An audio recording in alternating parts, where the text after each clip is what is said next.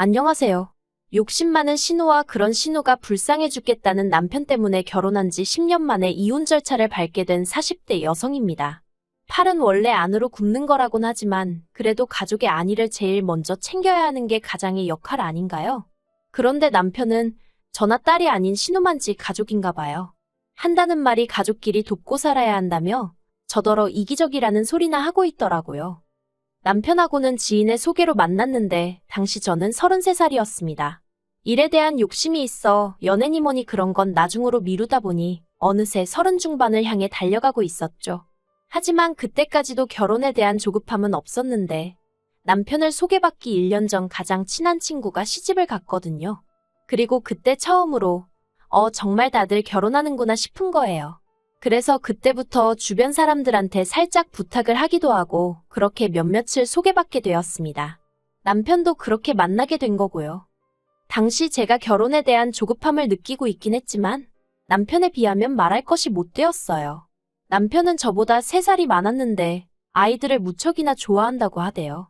그래서 원래도 일찍이 결혼해 하루라도 빨리 안정된 가정을 꾸리고 싶었다고요. 하지만 사람 인연이라는 게 마음먹은 대로 되는 것이 아니라서 결혼 이야기까지 나왔던 여자도 있었지만 결국엔 헤어졌다는 이야기를 했어요.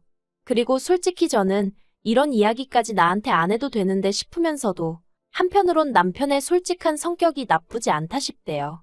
사실 제 얼굴에 침 뱉기 같지만 친정오빠가 거짓말을 아주 밥 먹듯이 하는 인간이에요. 그래서 오빠가 자라는 동안에는 친정부모님이 마음고생을 어지간히 하셨는데 그런 오빠도 결혼을 했고 그러면서 이후로는 언니까지 고생을 하는 중이었죠.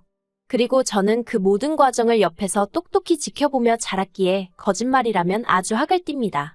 아무튼 이후로 저는 남편과 1년 가까이 연애를 했고 양가의 축복 속에서 부부의 영까지 맺게 되었죠. 남편이 간절히 아이를 바라기는 했지만 저는 나름대로 신혼생활에 대한 로망이 있었어요. 그래서 남편을 설득해 당장 애를 갖지는 않았습니다. 눈에 넣어도 아프지 않을 딸을 갖게 된 건 결혼하고 2년째 되던 해였어요. 그리고 돌이켜 생각해보면 그 해에 이런 일도 있었네요. 원래 결혼 당시 양가에서 똑같은 금액을 지원받기로 했었는데 청첩장까지 돌리고 나서야 어머님이 갑자기 신우한테 돈을 해줘야 한다면서 해주시기로 한 1억을 못 해주신다 하셨거든요. 그래서 그 돈을 친정부모님이 부랴부랴 마련해서 메꿔주셨는데 그 일로 남편이 한동안 저나 저희 부모님 앞에서 얼굴을 못 들었어요. 친정부모님도 그 일로 대놓고 뭐라 말씀은 안 하셨지만 마음이 꽤나 상하신 눈치였고요. 그래서 이후로 그 1억을 메꾸기 위해 정말 부단히 노력을 했습니다. 신혼생활이라곤 했지만 정말 그럴듯한 외식 한번 안 해가면서 허리띠를 졸라매고 살았죠. 물론 친정부모님이 2억을 해줄 생각은 없었으니 1억은 도로 갚아라 그러신 건 아니었어요. 그저 저나 남편 마음이 그렇게까지 받을 순 없다는데 동의했었달까요? 그래서 친정부모님의 의사와는 관계없이 남편과 제가 알뜰살뜰 돈을 모아서 제가 딸애를 임신했던 해에 친정부모님께 갚아드렸죠. 그런데 이 일이 시댁 귀에 들어가면서 이상한 말이 나왔습니다. 어떻게 친정에다 1억이나 갖다 바칠 수 있냐는 거였죠. 황당했어요. 주시기로 하신 돈을 안 주셔서 남편과 제가 공경에 처할 뻔했던 걸 뻔히 아시면서 어떻게 그건 쏙 빼놓고 결과만 놓고 말씀을 하시나 싶어서요. 그래서 혹시나 오해가 있는 건가 싶어 어머님 아버님 그리고 신우까지 다 모인 자리에서 하나하나 차근차근 다시 설명을 했는데 어머님이 하신다는 말씀이 친정에서 그 돈을 기어이 내놓으라 하더냐는 거예요.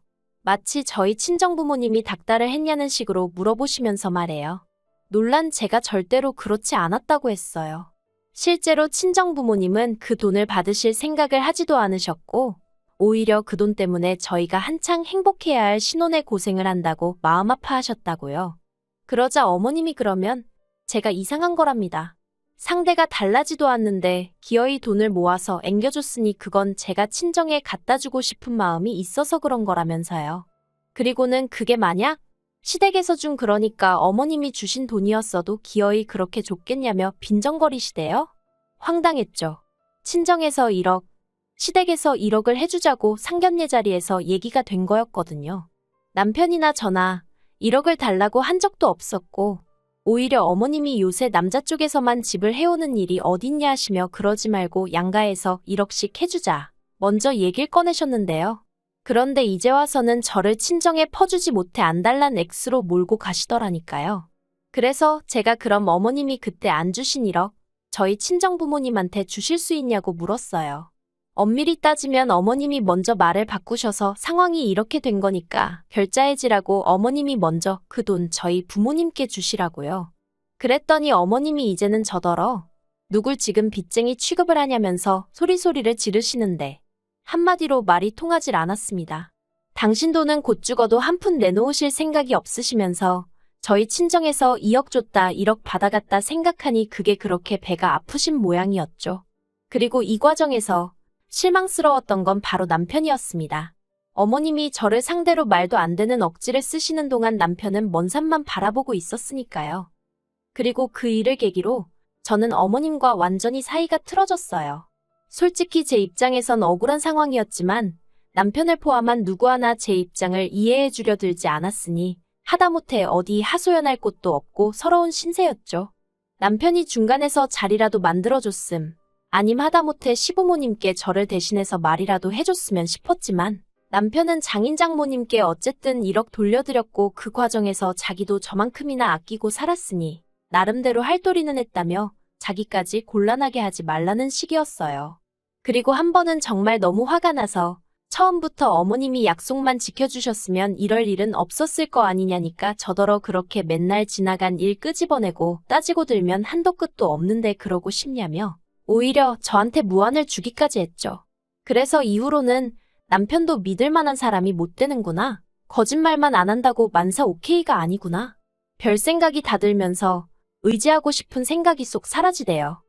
하지만 이미 남편과 제 사이에는 애가 있었고 그래서 그냥 애 아빠다 생각하고 살자고 마음을 먹었어요. 물론 제가 스스로 그렇게 마음을 먹었음에도 불구하고 속상한 때가 왜 없었겠어요. 비록 제가 남편을 운명의 상대라기보다는 좋은 남편감으로 생각하고 결혼을 결심하긴 했었지만 남편은 제가 좋아 죽겠다고 했었거든요. 저 없이는 못 살겠다고요. 그렇게 정말 하늘의 별도 달도 따다주네 하던 인간이었는데 저렇게 달라질 수가 있나 싶은 게 그럴 때는 정말 내가 못하러 결혼을 했나 하는 생각도 들고 회의감이 장난이 아니었어요. 하지만 그때마다 애를 생각하면서 마음을 다잡고 버틴 거죠. 하지만 그렇게 버텨온 지난 세월이 무색하게 결국 남편과 이혼을 결심하게 되었습니다. 남편에게는 위로 2살 많은 신우가 있어요. 신우는 저희보다 일찍 결혼하여 애도 2이나 있고요. 아무튼 그런 신우가 몇 년 전 한창 부동산 시정이 호황일 때 학군 좋은 지역에 오피스텔을 2개나 분양받아 놨었거든요. 그리고 그 소식을 들었을 땐 솔직히 대단하다 싶고 부럽기도 하고 그랬어요. 저희는 살고 있는 아파트 하나가 전부였으니까요. 아무튼 그런데 문제는 얼마 전이었어요. 신우 생일이고 해서 밥이나 먹자 하여 신우네 부부랑 저희 부부만 따로 만났는데 신우 표정이 영 안 좋더라고요. 그래서 무슨 일이라도 있냐 하니까 신우가 기다렸다는 듯이 말을 꺼내길 몇 년 전 분양을 받아놨던 오피스텔 잔금을 치르는 날이 2달인가 3달인가 남았답니다. 그런데 도무지 답이 안 나온다면서 어쩌면 좋겠냐는 거예요. 그리고 그때 심해부가 저희 남편더러 잠깐 나가서 담배나 피자며 자리를 비웠고 그렇게 신우와 제가 단둘이 남게 되었는데 신우가 하는 말이 저더러 돈 좀 빌려주면 안 되겠냐입니다. 그래서 제가 그게 무슨 소리냐고 갑자기 무슨 돈이냐고 그랬죠. 그리고는 제가 돈이 어딨냐는 소리도 했어요.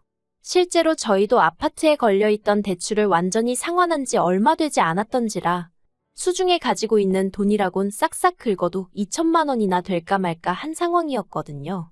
그래서 물론 그런 자세한 이야기는 안 했지만 빌려줄 만한 돈은 없다고 했어요. 그러니까 신우가 말 그대로 죽상을 하고는 하는 말이 요새 부동산 시장이 안 좋아서 마피를 붙여놔도 집이 안 나간답니다. 그리고 분양을 받을 때 넣었던 계약금도 대출이었다며 자기 정말 너무 힘들다고 하소연을 하더라고요. 사실 신우랑 저랑 사이는 좋을 것도 나쁠 것도 없었습니다. 제가 어머님과 사이가 안 좋았던 건 맞지만 그래도 신우는 딱히 어머님 입장을 대변하려 든다거나 그런 건 없었어요.